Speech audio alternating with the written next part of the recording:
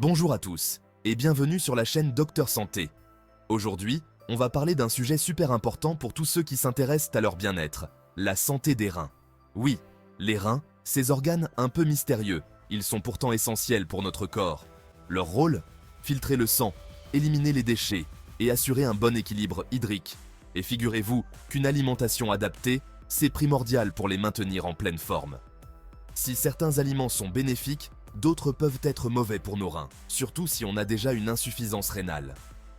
Dans cette vidéo, on va se pencher sur 5 légumes courants qu'il vaut mieux éviter, ou du moins consommer avec modération si on a des problèmes de reins. Restez bien concentrés, votre santé est en jeu.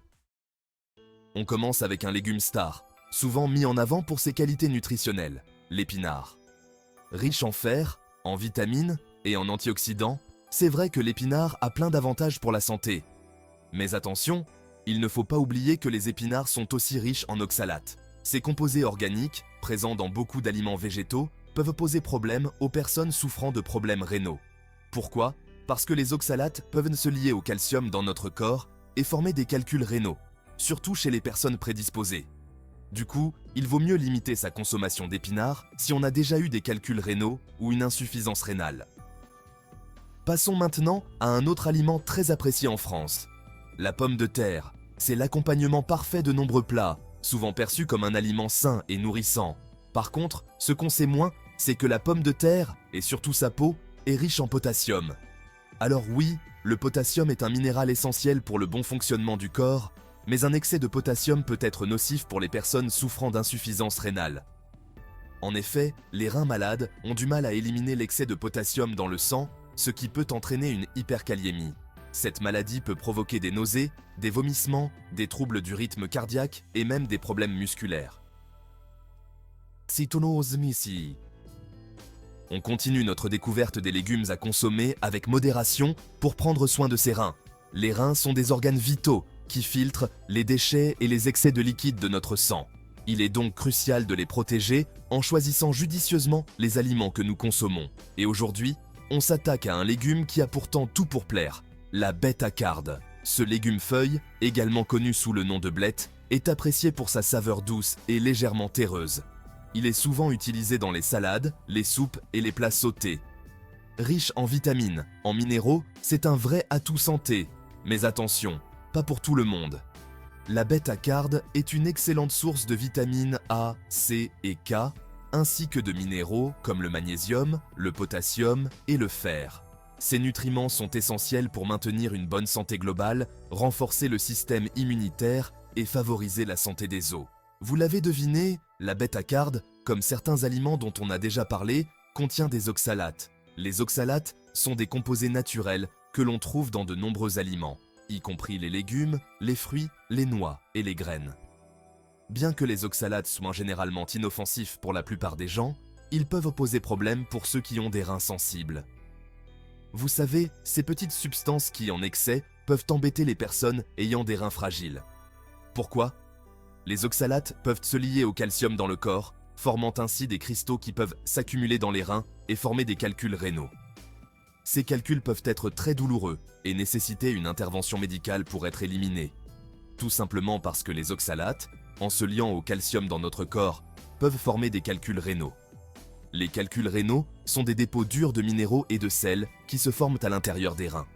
Ils peuvent varier en taille, allant de petits grains de sable à des pierres plus grandes qui peuvent obstruer les voies urinaires. Imaginez un peu des petits cailloux qui se logent dans les reins. Ces calculs peuvent provoquer des douleurs intenses, des nausées, des vomissements et des difficultés à uriner. Dans certains cas, ils peuvent même entraîner des infections urinaires ou des dommages aux reins. Aïe, aïe, aïe, ça peut faire très mal. La douleur causée par les calculs rénaux est souvent décrite comme l'une des pires douleurs que l'on puisse ressentir. Elle peut irradier du bas du dos vers l'abdomen et l'aine, rendant difficile de trouver une position confortable. Alors, pas de panique, on ne jette pas la bêta-carde aux oubliettes. Ce légume reste une option nutritive et délicieuse pour ceux qui n'ont pas de problèmes rénaux. Il suffit de l'intégrer à votre alimentation de manière équilibrée et de ne pas en abuser. Simplement, si vous avez des antécédents familiaux de calculs rénaux ou si vos reins sont un peu sensibles, allez-y doucement sur la consommation de ce légume. Il est important de surveiller votre consommation d'oxalates et de boire beaucoup d'eau pour aider à éliminer les oxalates de votre système. Discutez-en avec votre médecin, il saura vous conseiller au mieux. Votre médecin peut vous aider à déterminer la quantité de bêta-carotène que vous pouvez consommer en toute sécurité et vous donner des conseils sur d'autres aliments à inclure dans votre régime alimentaire pour maintenir des reins en bonne santé. En fin de compte, une alimentation équilibrée et variée est la clé pour une bonne santé rénale. Ah, la rhubarbe. Ce légume aux couleurs vives et à la saveur unique, souvent confondu avec un fruit, est un véritable symbole du printemps. Avec ses tiges rouges et ses feuilles vertes, elle attire l'œil et éveille les papilles. Ce légume, souvent pris pour un fruit, annonce le retour des beaux jours avec sa saveur acidulée. Tarte, compote, confiture, un vrai régal. Les recettes à base de rhubarbe sont nombreuses et variées, et chaque bouchée nous rappelle les plaisirs simples de la cuisine maison. Confiture, un vrai régal. Que ce soit en tarte, en compote ou en confiture, la rhubarbe sait comment séduire nos papilles. Mais derrière cette douceur acidulée se cache un aspect moins connu, mais tout aussi important à comprendre. Mais attention, derrière son apparence inoffensive, la rhubarbe cache un secret. Elle est riche en oxalates. Ces composés chimiques, bien que naturels, peuvent avoir des effets indésirables sur notre santé si nous n'y prêtons pas attention. Les oxalates, qu'est-ce que c'est? Ce sont des substances naturellement présentes dans de nombreux aliments, y compris la rhubarbe. Ils jouent un rôle dans la défense des plantes contre les herbivores, mais pour nous, humains, ils peuvent poser des problèmes. Eh bien, ce sont des substances naturellement présentes dans de nombreux aliments, comme les épinards, les betteraves et bien sûr la rhubarbe. En petite quantité, ils ne posent généralement pas de problème, mais en excès, ils peuvent devenir nocifs. Mais qui en excès peuvent poser problème, notamment pour nos reins. Les oxalates peuvent se lier au calcium dans notre corps, formant des cristaux qui peuvent s'accumuler dans les reins et causer des calculs rénaux.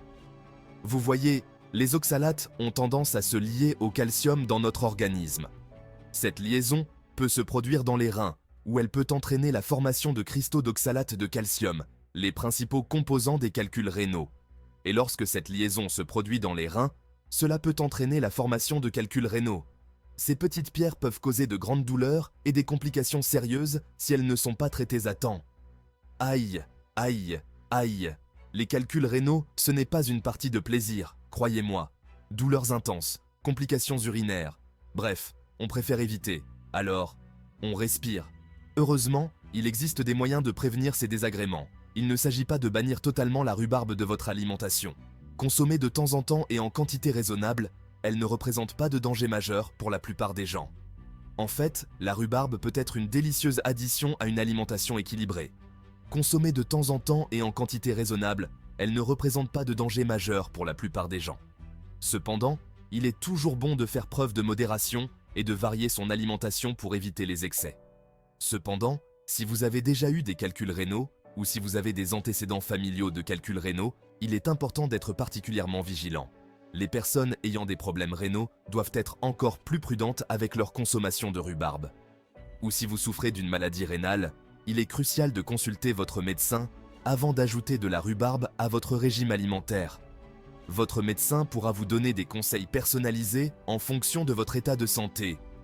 Il est important d'être particulièrement prudent et d'en parler à votre médecin. Il vaut mieux prévenir que guérir, n'est-ce pas? En discutant avec un professionnel de la santé, vous pouvez obtenir des recommandations adaptées à votre situation spécifique.